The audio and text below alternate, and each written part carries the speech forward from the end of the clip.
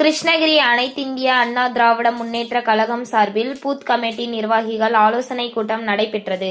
கிருஷ்ணகிரி அனைத்திந்திய அண்ணா திராவிட முன்னேற்ற கழகம் சார்பில் booth committee நிர்வாகிகள் ஆலோசனை கூட்டத்தை கிருஷ்ணகிரி கிழக்கு மாவட்ட செயலாளரும் கிருஷ்ணகிரி சட்டமன்ற உறுப்பினருமான அசோக்குமார் தலைமையில் நடைபெற்றது.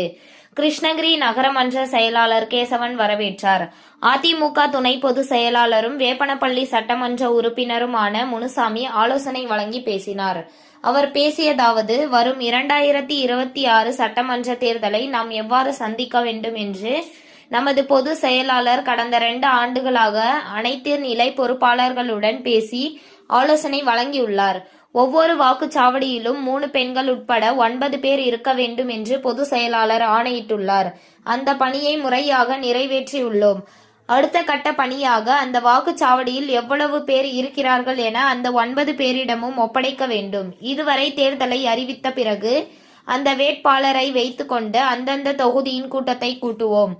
அக்கூட்டத்தில் வேட்பாளரை அறிமுகப்படுத்தி தேர்தலை சந்தித்தோம். அப்போது தான் ஒவ்வொரு வாக்குச்சாவடிக்கும் பூத் கமிட்டியை அமைப்போம். ஆனால் 2026 தேர்தலுக்காக 2 ஆண்டுகளுக்கு முன்பாகவே இப்பணியை தொடங்கிவிட்டோம். அதேபோல் திமுகவும் இப்பணியை துவக்கி செய்து வருகின்றனர். அனைத்து கட்சிகளும் இப்பணியை முனைப்போடு செய்து வருவதற்கு காரணம் யார்? 2026 தேர்தலில் வெற்றி பெறுவோர்களே அவர்கள் தொடர்ந்து 20 ஆண்டு காலம் தமிழகத்தை ஆளக்கூடிய சக்தி படைத்தவர்களாக இருப்பார்கள்.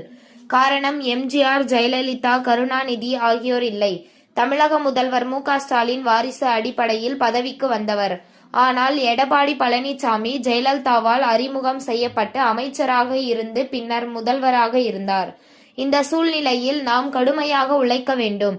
வாக்குச்சாவடி முகவர்கள் ஒவ்வொருவரும் தங்கள் அருகில் உள்ள வீடுகளுக்கு சென்று அவர்களிடம் பேசி திமுக செய்யாத திட்டங்கள் குறித்தும் அதிமுக கட்சியில் செய்த சாதனைகள் குறித்தும் எடுத்து கூறி அவர்களின் ஓட்டுகளை நம் பக்கம் கொண்டு வர வேண்டும். இவ்வாறு அவர் பேசினார்.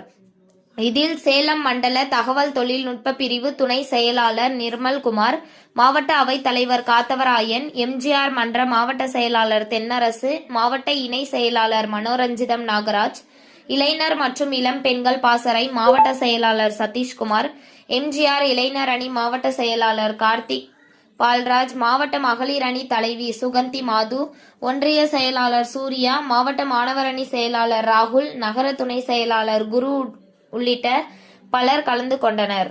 உங்கள் தேடல் நியூஸ் சேனலை லைக் பண்ணுங்க, ஷேர் பண்ணுங்க, கமெண்ட் பண்ணுங்க, ஆல் பெல் பட்டனை கிளிக் பண்ணுங்க, மறக்காம சப்ஸ்கிரைப் பண்ணுங்க.